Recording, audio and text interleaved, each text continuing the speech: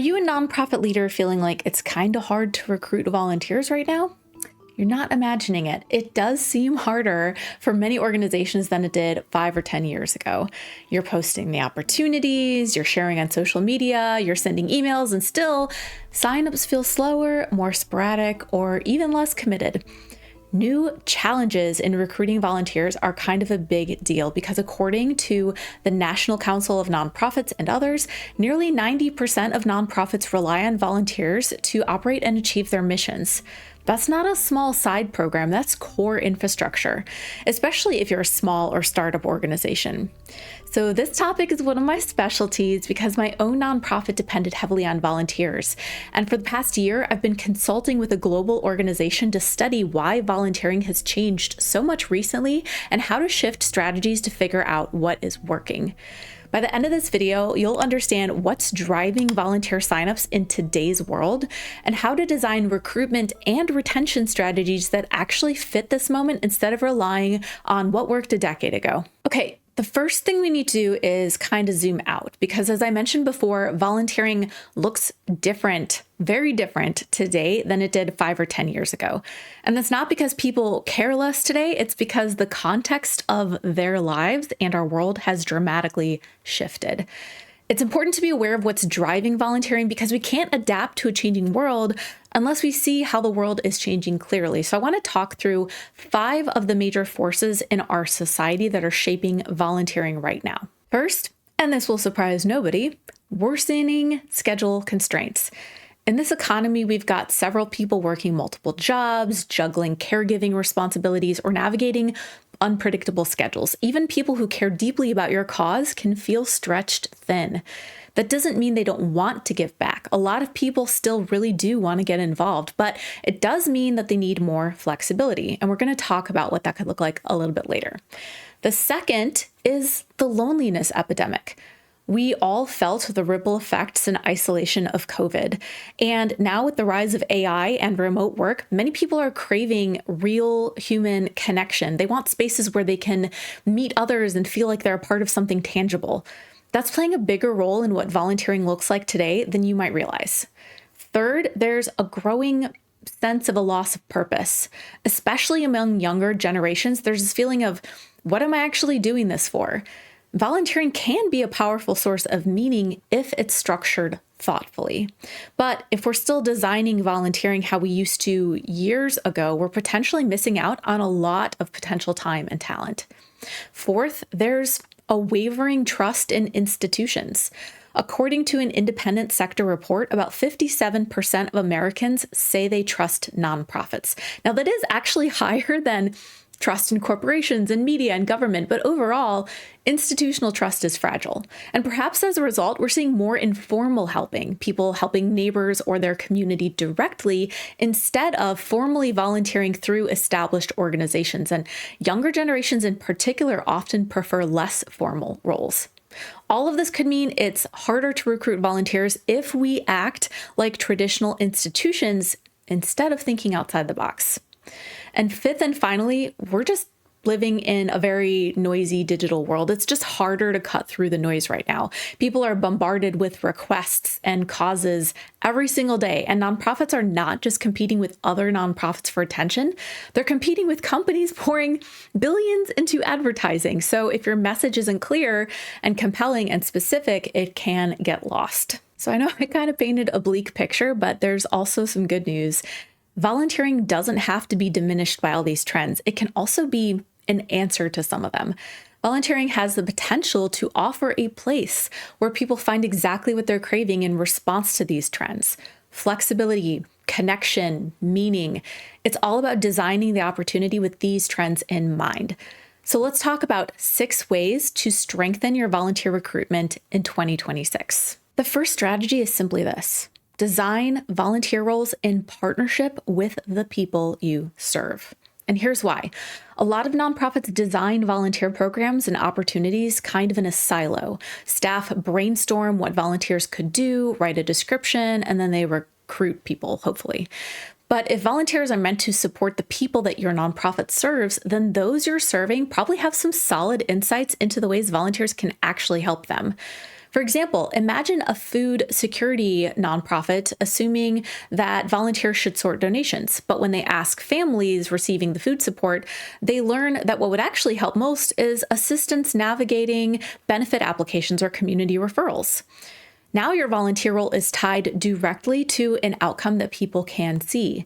When volunteers understand how their work connects to real community impact, recruitment becomes easier and retention also improves. It also signals that your organization listens. That builds trust with your community and also with funders. Second, build flexibility wherever you reasonably can. And I know this sounds hard. Sometimes you just need volunteers when you need volunteers. But volunteering is a two-way street, so we have to design with the volunteers' chaotic schedule in mind if we can. This doesn't mean chaos or completely changing everything that you're doing. It just means thoughtful options. Could someone volunteer once a month instead of every week? Could they sign up for short-term project sprints? Could they self-schedule and select the shifts that work best for them within your needed dates and times? Could certain tasks be done remotely at home with a little training? For example, instead of requiring every volunteer to commit to a 6-month weekly schedule, maybe you offer a 30-day project team for a specific initiative. You might be surprised how many people say yes when commitment feels manageable. I want to clarify and emphasize here, flexibility is not about lowering your standards, it's just about responding to real life. Third, get extremely clear about what the volunteer will actually be doing and put those specifics in the volunteer description. Here's why. Vague roles scare people away. Uncertainty makes people nervous, especially if they're trying volunteering with your cause for the first time. If your description just says, help us with events, that raises more questions than it answers. Step into the mind of the volunteer. When they see something generic and vague like help us with events, they're wondering, what does that mean? Setup, greeting guests, managing registration, cleaning up. The more specific you are, the more confident someone feels signing up.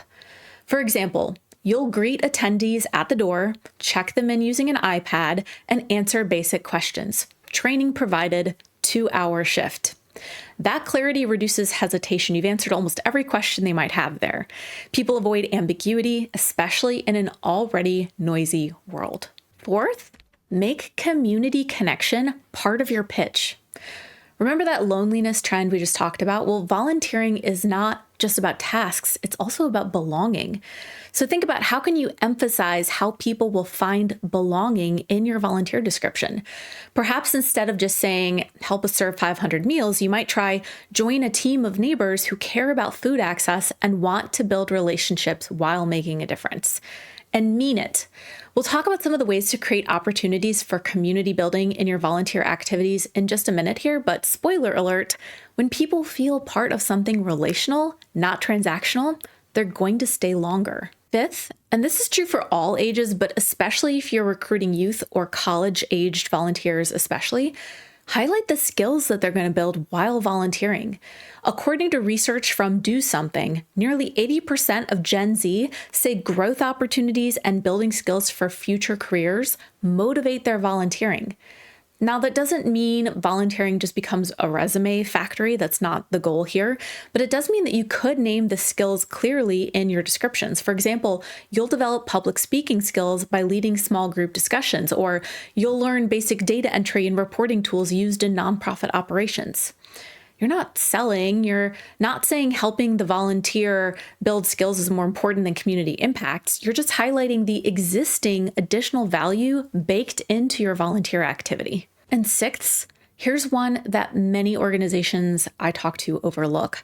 Include the people you serve in your invitation to volunteer where appropriate and feasible. There's often an unspoken divide between who gets help and who gives help, but life doesn't actually work that way. Someone might receive services one year and want to give back in the next year, or they may have skills and time in certain areas, even if they need support in other areas. When we assume people can't contribute, we risk diminishing their agency. So don't ignore your clients as potential helpers. If you do, you're overlooking a group of people who already understand your mission deeply. And maybe someone impacted by an issue is motivated to make sure others aren't impacted too. But how do you keep volunteers once you recruit them? Let's talk through a few tips for volunteer retention next. First, the basics for volunteer retention do still apply here. According to the Corporation for National and Community Service, the average volunteer retention rate hovers around 65%. That means you might lose a third of your volunteers each year. But it doesn't have to be that way. Strong organization is still a major reason that volunteers stick around. So best practices like clear and regular communication, reliable supervision, and sharing impact updates with volunteers will matter big time. If volunteers show up and no one knows what they're supposed to do, they won't come back. Now, it sounds obvious, but I've seen it happen time and time again. The fact is that strong organization communicates respect for volunteers' time and your time. Second, and this is a big deal for 2026, focus intentionally on creating a welcoming environment. This is directly what we were talking about before with the power of incorporating community building into your messaging. You'll also need to incorporate it into the volunteer experience itself. So emerging research is increasingly linking belonging and volunteering. But practically speaking, we kind of know this intuitively. People genuinely want to find a way to be a part of something, a part of a community. So why not make your volunteer opportunity a way to do that? If someone feels like awkward or invisible or unsure where they fit, they leave. And creating belonging and community doesn't have to be complicated. Sometimes it just boils down to a few simple things like, do they know who to talk to if they have questions? Is there a friendly check-in at the start of their shift? Are long-term volunteers encouraged to welcome new volunteers? Do they have opportunities to bond and create relationships with each other? Maybe this could look like brief team huddles before shifts, or informal volunteer coffee meetups once a quarter, or even a simple group chat where volunteers can talk to each other. Or maybe you could create a buddy system by pairing a new volunteer with someone who's been there longer. People stay where they feel seen and known. And in a moment, I'll share a few tips on where to find volunteers once you've got your opportunities and welcoming processes figured out. But first, let's thank the sponsor of this video, Click and Pledge. Growing and getting support for a nonprofit can feel overwhelming, but Click and Pledge makes it easy for nonprofits to start strong and scale with confidence and empower their volunteers to help raise money for your cause too. With Click and Pledge, you'll get professional grade tools for super affordable startup level costs from day one. They've got customizable donation forms that you can plug right into your website to spark the start of your online fundraising strategy. And Click and Pledge also has a number of other tools included in their affordable flat monthly costs that you can use as your nonprofit is growing, such as in-person and peer-to-peer fundraising features, video fundraising with embedded donation links so people can give right on the video, text-to-give tools, donor management tools, Salesforce, and other integrations, all included with no contracts or surprise add-on fees. So unlike some platforms that increase your fees as you grow, Click and Pledge pricing stays the same whether you have 10 donors or 10,000 donors. You can use the QR code and link in the description to check out Click and Pledge, book a demo, and get your first $25 monthly fee waived. Now, zooming back out. So a quick word on where to actually find volunteers. One overlooked recruitment channel is actually your current volunteers. Why? Well, research shows that people are far more likely to say yes to volunteering when they're invited by someone they already know. So think about how can you make it easy for your current volunteers to reach out and invite other people that they know to join them the next time. You can start by making sure that they know what your current volunteer needs are, giving them any links to information about the volunteer opportunities, and letting them know that sharing with their friends or recommending someone who could be a good fit would actually be very helpful to your organization. We often find that recruitment works best when it is relational, not just broadcasted. So when I was running my own organization, we'd ask people how they learned about us and our volunteer opportunities, and most of the time, they answered that somebody they knew shared it with them. So to raise awareness further, you could try connecting with your local volunteer center or volunteer opportunity database or civic clubs, college campuses. Senior centers are another great resource, and business networking groups too.